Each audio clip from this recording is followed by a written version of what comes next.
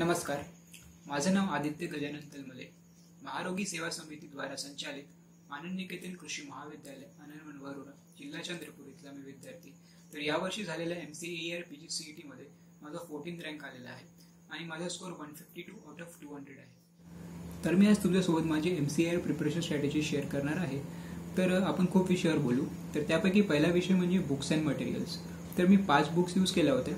त्या म्हणजे Fundamentals of Agriculture, Volume 1 and Volume 2 by Arun Kattan. Then second is Essentials of Agriculture by Narayan Nagre, Eagle Vision Publication. Then third is General Agriculture book by Nemraj Sunda. Then the fourth book is Toppers Notes by Rahuri College. And the last book is Pavani Objectives for Objective Purpose. Books and materials नंतर दुसरा important प्रश्न आहे की तुम्ही या एक्झामची preparation start कधी करायला पाहिजे किंवा टाइम पिरियड किती असेल या प्रिपरेशनचा.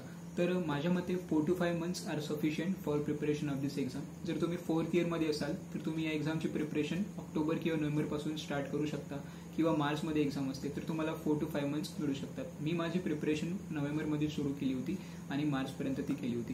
त्यानंतर जर तुम्ही 2nd किंवा 3rd इयरमध्ये असाल तर तुम्ही एक रिडिंग म्हणजे Volume 1 आणि Volume 2 किंवा एसेन्शियल्स ऑफ ॲग्रिकल्चरची याची सिंगल रिडिंग तुम्ही देऊ शकता. याचा तुम्हाला फायदा होईल.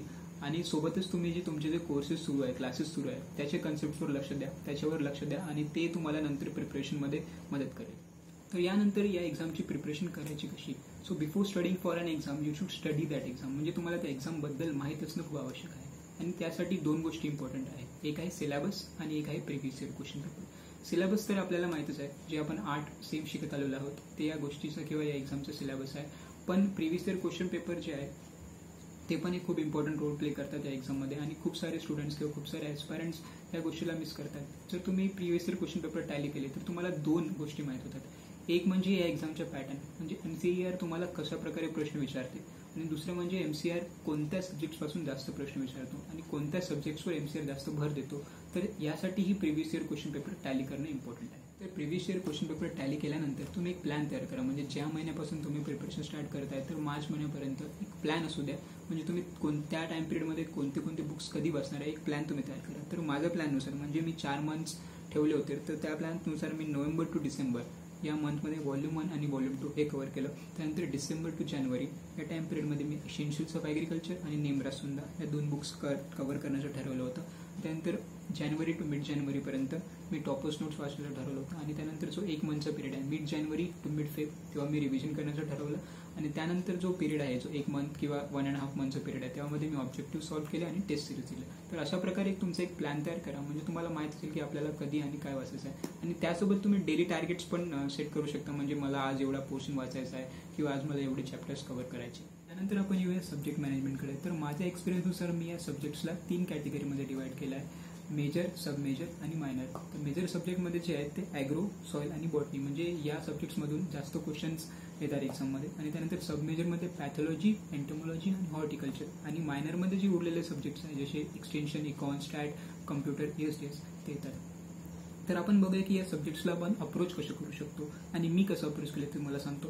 तर ॲग्रो, सॉईल आणि बॉट हे जे मेजर सब्जेक्ट्स आहेत ते मी ते 3 बुक्स जे तुम्हाला सांगितलं त्या बुक्समधून कव्हर केले. म्हणजे Volume 1, Volume 2, एसेन्शियल्स ऑफ ॲग्रिकल्चर आणि नेमराज सुंदा या 3 बुकमधून मी हे 3 सब्जेक्ट्स कव्हर केले. आणि तर यानंतर आपण बघूया की सब मेजर सब्जेक्ट्समध्ये आहे पॅथॉलॉजी, एंटोमॉलॉजी आणि हॉर्टिकल्चर. जो पॅथॉलॉजीचा जनरल पोर्शन आहे तो जे मी 3 बुक सांगितलेले आहे तुम्हाला मेजर सब्जेक्टमध्ये जे 3 बुक सांगितलेले आहेत तिथून कव्हर होऊ शकतो. त्यानंतर जो पॅथॉलॉजीचा डिसीज पोर्शन आहे त्यासाठी तुम्ही जे मॅन्युअल आहे disease of field crops and disease of horticulture crops त्या मॅन्युअल तुम्ही रिफर करू शकता. मी त्या 2 मॅन्युअल रिफर केलं होत्या डिसीज पोर्शनसाठी.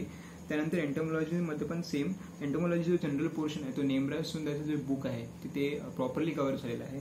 आणि त्याच्या पेस्ट पोर्शनसाठी पण तुम्ही मॅन्युअल रिफर करू शकता. तिथे चांगल्याने तुमचं पेस्ट जे आहे ते कव्हर होऊ शकते. पेस्ट आणि डिसीज करताना हे लक्षात असू द्या की तुम्हाला संपूर्ण डिसीज किंवा संपूर्ण पेस्ट मॅन्युअलमधून जसं तसं नाही करायचं आहे. जेव्हा तुम्ही मॅन्युअलमधून फर्स्ट रीडिंग कराल डिसीज किंवा पेस्टची तर काही स्पेसिफिक डिसीज असतात त्याचे काही इम्पॉर्टंट पॉईंट असतात ते तुम्ही लक्षात ठेवा आणि ते तुम्ही हायलाईट करा. जसं की बॅक्टेरियल ब्लाइट ऑफ राईसमध्ये क्रिसेक फेस असेल किंवा मग फ्रूट सकिंग मॉथचं डॅमेजिंग स्टेज ॲडल्ट असेल. हे काही इम्पॉर्टंट पॉईंट्स आहेत ते इम्पॉर्टंट पॉईंट तुम्ही फर्स्ट रीडिंगमध्ये हायलाईट करा आणि जेव्हा तुम्ही सेकंड रीडिंग कराल तर या स्पेसिफिक पॉईंट्सवर तुम्ही जास्त लक्ष द्या तर तुमचा हा पोर्शन चांगल्याने कव्हर होऊ शकतो असं मला वाटते. तर आता आपण हॉर्टिकल्चरकडे येऊया. तर हॉर्टिकल्चरचा अभ्यास करताना ते जे रेफरन्स बुक्स आहेत त्यामधून तुम्ही हॉर्टिकल्चरचा अभ्यास चांगल्याने करू शकता. पण हे करताना हे लक्षात ठेवा की काही स्पेसिफिक पॉईंट्स असतात, जसे सीड रेट्स, स्पेसिंग, व्हेरायटीज, यावर MCR जास्त क्वेश्चन करतो. तर हे तुम्ही प्रॉपरली करा, तर तुमचं हॉर्टिकल्चर चांगल्याने कव्हर होऊन जाईल.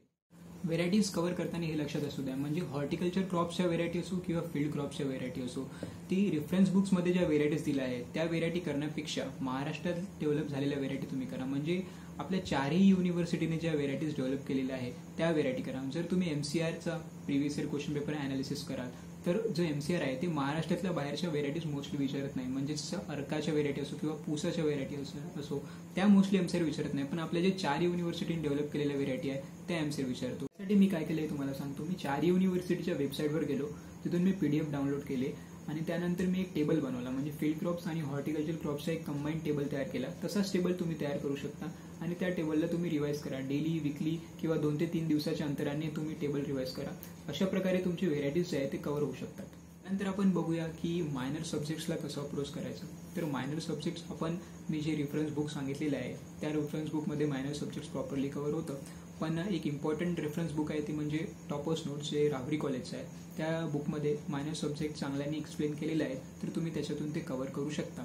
आणि मायनर सब्जेक्टमध्ये एक इम्पॉर्टंट सब्जेक्ट म्हणजे एक्सटेन्शन. एक्सटेन्शनमध्ये काय असतं की MCR जे आहे ते गव्हर्नमेंट स्कीम्स किंवा जे गव्हर्नमेंट प्रोग्राम्स आहेत त्यावर एस्टॅब्लिशमेंट इयरवर त्याच्यावर क्वेश्चन विचारतो. तर त्यासाठी तुम्हाला काय करायला पाहिजे की जे तुम्ही एक पॉकेट डायरी तयार करा, त्यामध्ये गव्हर्नमेंट स्कीम्स आणि एस्टॅब्लिशमेंट इयर लिहून काढा आणि ते तुम्ही त्याला डेली रिवाइज करा. तर अशा प्रकारे हा गव्हर्नमेंट स्कीमचा जो पोर्शन आहे तो तुम्ही कव्हर करू शकता. तर आपण आता बघितलेलंच आहे की प्रत्येक सब्जेक्टला आपण कसं अप्रोच करू शकतो. पण एक इम्पॉर्टंट पॉईंट म्हणजे की पुढच्या वर्षीपासून नवीन सिलेबस आहे, ओल्ड सिलेबस नाही आहे. तर काही नवीन कोर्सेस काही सब्जेक्ट्समध्ये ऍड झालेले आहेत. तर त्या सब्जेक्टसाठी तुम्ही काय करा की जे तुमचे क्लास नोट्स आहे किंवा थेरी नोट्स आहे ते रीड करा आणि त्याला रिवाइज करा. तर अशा प्रकारे तुमचं जे बेसिक पोर्शन आहे म्हणजे जे मॅक्झिमम पोर्शन आहे रेफरन्स बुकमधून कव्हर होऊन जाईल आणि जे काही उरलेलं पोर्शन असेल म्हणजे नवीन कोर्सेसचं ते तुमचं थेरी नोट्स किंवा क्लास नोट्समधून कव्हर होऊन जाईल. तर अशा प्रकारे तुम्ही पूर्ण सिलेबस कव्हर करू शकता आणि प्रत्येक सब्जेक्टला अप्रोच करू शकता. तर यानंतर आपण बघूया time management of this subjects, म्हणजे किती वेळ कोणत्या सब्जेक्टला द्यायला पाहिजे. जसं आपण कॅटेगराईज केलं आहे मेजर, सब मेजर आणि मायनर. तर मेजर आणि सब मेजरचं पोर्शन वास्ट असल्यामुळे याला जास्त टाइम लागेल, त्याला काही ऑप्शन नाही आहे. पण मायनरचं पोर्शन जरी कमी असलं तरी त्याला आपण अवॉइड करू शकत नाही, कारण की मायनरचे जे क्वेश्चन असतात त्यावर रँक डिसाईड होते असं मला वाटते. जर तुमची पूर्ण सब्जेक्टची एक रिडिंग किंवा 1-2 रिडिंग झाली तर तुम्ही जेव्हा रिवाइज कराल तर मेजर सोबत एक मायनर किंवा एक सब मेजर पकडा. तर अशा प्रकारे तुमची कंबाईनली रिवाइज होईल आणि अशा प्रकारे तुमचा टाइम प्रॉपरली मॅनेज होईल. यानंतर आपण बघूया की notes making. Notes making is also an important part of this examination, but it depends on individual's choice. काय असते की कोणाला वाटते की नोट्स बनवायला नाही पाहिजे, कोणाला वाटते की बनवायला पाहिजे. तर ते इंडिव्हिज्युअलच्या चॉईसवर डिपेंड होतं. पण मी माझं प्रिपरेशन करताना नोट्स कसे बनवले ते तुम्हाला सांगतो. मी जेव्हा फंडामेंटल्स ऑफ ॲग्रिकल्चर वॉल्यूम 1 आणि वॉल्यूम 2 वाचलं तेव्हा मी 2 डायरी तयार केल्या होत्या. एक डायरी वॉल्यूम 1 साठी आणि एक डायरी वॉल्यूम 2 साठी. आणि त्या 2 डायरी वाचल्या. त्या 2 डायरीत मी इम्पॉर्टंट फॅक्ट्स किंवा इम्पॉर्टंट पॉईंट्स जे आहे दोन्ही वॉल्यूम्सचे ते मी त्याच्यात नोट डाऊन केले होते आणि त्यानंतर मी त्याला रिवाइज करत होतो. जेव्हा पण मला वेळ मिळत होता त्यावेळेला मी रिवाइज करत होतो. तसंच मी एसेन्शियल्स ऑफ ॲग्रिकल्चरचे काही इम्पॉर्टंट पॉईंट्स होते त्याचे पण काही नोट्स बनवले होते, तर मी त्याला रिवाइज करत होतो. तर ते इंडिव्हिज्युअल्स चॉईसवर किंवा इंडिव्हिज्युअलच्या याच्यावर डिपेंड करते की आपण नोट्स बनवायला पाहिजे की नाही बनवायला पाहिजे. तर MCR ही मोस्टली फॅक्च्युअल क्वेश्चन विचारते. तर काही फॅक्ट्स असतील जे तुम्हाला लक्षात राहत नसतील तर त्याची तुम्ही नोट्स बनवू शकता असं मला वाटते. तर अशा प्रकारे आपण नोट्स मेकिंगला अप्रोच करू शकतो. त्यानंतर आपण बघू की स्टडी अवर्स, की how much hours we should study during the preparation. तर रावीनंतरचा जो पिरियड असतो, मॉड्यूलचा जो पिरियड असतो त्यामध्ये तुमच्याकडे खूप वेळ असतो आणि हा पीक पिरियड असतो. तर यामध्ये तुम्ही 8 ते 10 तास रोज अभ्यास करू शकता. I use to study 7 to 8 hours during this period आणि त्या पिरियडचा तुम्ही चांगला उपयोग करून घेऊ शकता. आपण बघूया की revision, objective solving, test series and self इव्हॅल्युएशनला आपण कसं अप्रोच करू शकतो. तर जेव्हा तुम्ही रिव्हिजन कराल म्हणजे मेजर ॲज वेल ॲज मायनर कंबाईन रिवाइज कराल तर एक सब्जेक्ट तुमचा कंप्लीट झाल्यावर, एक रिव्हिजन झाल्यावर तुम्ही परभणी ऑब्जेक्टिव्ह असो किंवा SR कांतवाचे जे बुक आहे तिथून तुम्ही त्या सब्जेक्टचं ऑब्जेक्टिव्ह सॉल्व्ह करू शकता. त्यामुळे तुम्हाला माहीत पडेल की हा पोर्शन माझा त्या पर्टिक्युलर सब्जेक्टचा वीक आहे, तर असं तुम्ही त्याला अप्रोच करू शकता. त्यानंतर जे सेल्फ इव्हॅल्युएशन आहे, जेव्हा तुम्ही टेस्ट सिरीज द्याल तर टेस्ट सिरीज झाल्यानंतर तुमचे काही प्रश्न चुकतील तर ते प्रश्न कशामुळे चुकले, तुमचा काय अप्रोच होता आणि काय अप्रोच असायला पाहिजे याचा तुम्ही डिफरन्स माहीत करून घ्या. तर तसं त्यामुळे तुम्ही तुमचं सेल्फ इव्हॅल्युएशन करू शकता. आणि त्यानंतर टेस्ट सिरीजमुळे तुम्हाला हे पण माहीत होईल की माझं कोणता पोर्शन आणखी वीक आहे, आणखी मला कोणतं पोर्शन रिवाईज करायचं आहे आणि कोणतं पोर्शन स्ट्रॉंग आहे ज्याला मला थोडा कमी वेळ द्यावा लागेल. तर टेस्ट सिरीजमुळे तुम्हाला हे माहीत पडते. आणि शेवटचे तुमचे जे 15 ते 20 दिवस असणार एक्झामच्या पहिलेचे, त्या पोर्शनमध्ये किंवा त्या टाइम पिरियडमध्ये तुम्ही कोणतंही नवीन वाचू नका. तुम्ही जे आधीचं वाचलेलं आहे तेच रिव्हिजन करा, ऑब्जेक्टिव्ह सॉल्व्ह करा, पण कोणतंही नवीन वाचू नका.